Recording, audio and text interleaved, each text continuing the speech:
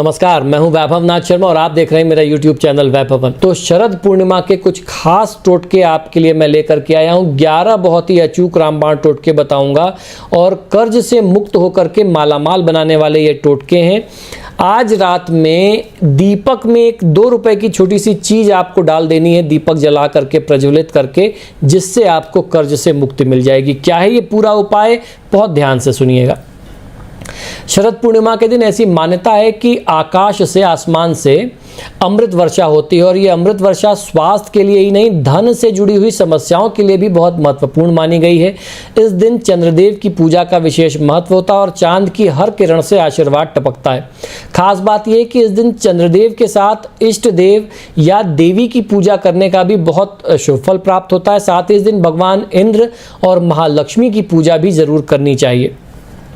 शरद पूर्णिमा की रात अगर कुछ समय के लिए धन से जुड़े कुछ उपाय कर लिए जाएं तो आपका इससे भाग्य पलट सकता है। आपको कुछ उपाय बताने जा रहा हूं। इन उपायों को अगर आप करेंगे तो आपके आर्थिक समस्याओं से आपको ये उपाय मुक्ति दिला देंगे।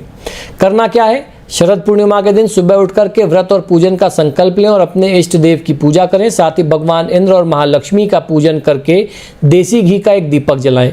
धूप, दीप और पुष्प अर्पित करके इस दिन खीर का भोग भगवान के साथ चंद्रदेव को लगाया जाता है। दिन में भगवान की पूजा के बाद रात में चंद्रदेव की पूजा करें। चंद्रदेव को धूप दीप दिखा करके जल अर्पित करें और खीर बना करके उसका भोग जो है खुले आकाश के नीचे आपको रखना चाहिए। ध्यान रहे कि खीर पर चंद्रमा की किरणें अवश्य पड़ें, क्योंकि तभी चंद्र की किरणों में समाहित अमृत जो है वह खीर में समाहित होगा, खीर में गिरेगा।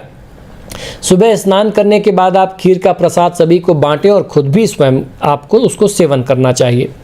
इसके अलावा कुछ और खास उपाय बताने जा रहा हूँ। ये तो खीर का टोटका हो गया, ये तो हम लोग हर बार करते हैं, ये आम परंपरा का नियम है। अब शरद पूर्णिमा के दिन कौन कौन से खास उपाय हैं जो आपको मालामाल कर सकते हैं, उनको भी ध्यान से सुनिए। शरद पूर्णिमा की रात सफ़ेद फूल जैसे सफ़ेद गुलाब, चंपा, चमेली, चांदनी, कुमुदनी, सफ़ेद मोती, सफ़ेद फल, सफ़ेद चमकीले वस्त्र, सफ़ेद अनाज जैसे चावल, सफ़ेद मिठाई, मलाई वगैरह का भोग हम लोगों को क्या लगता है, सिंघाड़ा उस समय आता है तो सिंघाड़े को छील करके, क्योंकि अंदर सफ़ेद होता है, उसका भोग लगता है। चंद्रदेव को लगाते हैं और भगवान श्री कृष्ण के निमित्त आपको समर्पित करना चाहिए। चंद्रदेव को किन मंत्रों से आप पूजा करें उन मंत्रों को भी समझ लीजिए।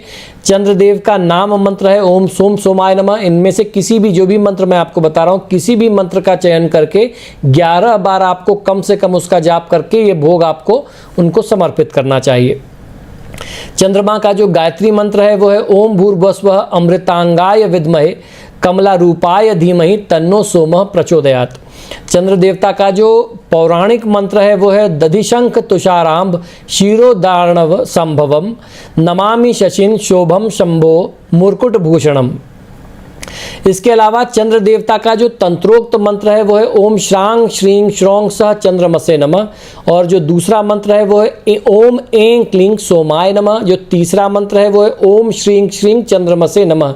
ये तीनों जो हैं तंत्रोक्त मंत्र हैं। तो इनमें से किसी भी एक मंत्र का चयन करके आप इसका 11 बार उच्चारण करके चंद्र देवता को भोग लगाइए। जो भी चीज़ें आपने एकत्रित की हैं शरद पूर्णिमा की रात में, तो उसका आपको लाभ अवश्य मिलता है। दूसरा उपाय है कि इस दिन देवी महालक्ष्मी की पूजा जो है सूर्यास्त के बाद करें और देवी को पीले और लाल पुष्प का भोग लगाएं। साथ ही देवी को इस दिन श्रृंगार की सामग्री चढ़ाएं और कमलगट्टे या स्फटिक की माला से ओम श्रीं ह्रीं क्लीं त्रिभुवन महालक्ष्म्यै अस्माकं दारिद्र्य नाशय प्रचुर धन देहि देहि क्लीं ह्रीं श्रीं ओम, इस मंत्र का आपको जाप अवश्य कर लेना चाहिए।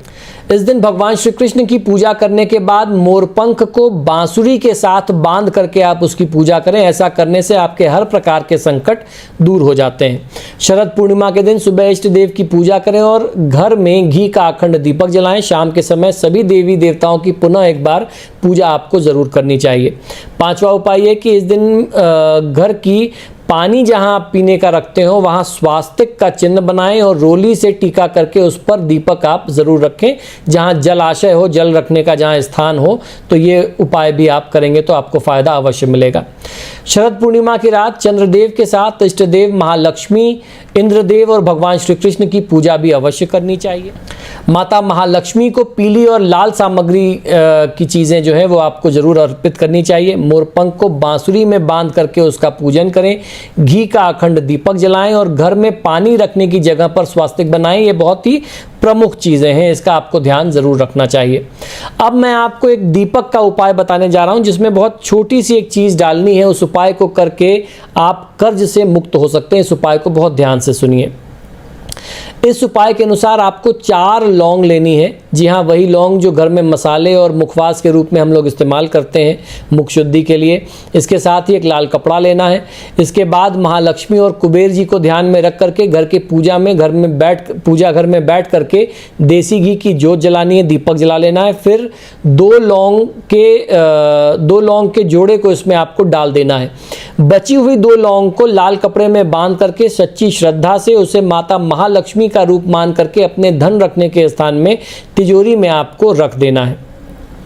अब आपको बस यही काम करना है।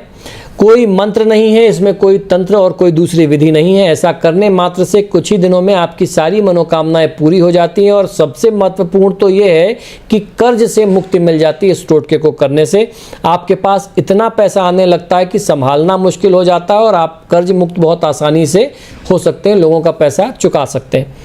आपको 2 बातों का ध्यान रखना है इस उपाय को करते समय कि एक तो ये उपाय करते समय इसके बारे में आपको किसी को बताना नहीं है, परिवार के सदस्यों से भी आपको इसके बारे में बहुत चर्चा नहीं करनी है। और दूसरा, आपको इस उपाय को करते समय मन में पूरी श्रद्धा और पूरा विश्वास रखना है।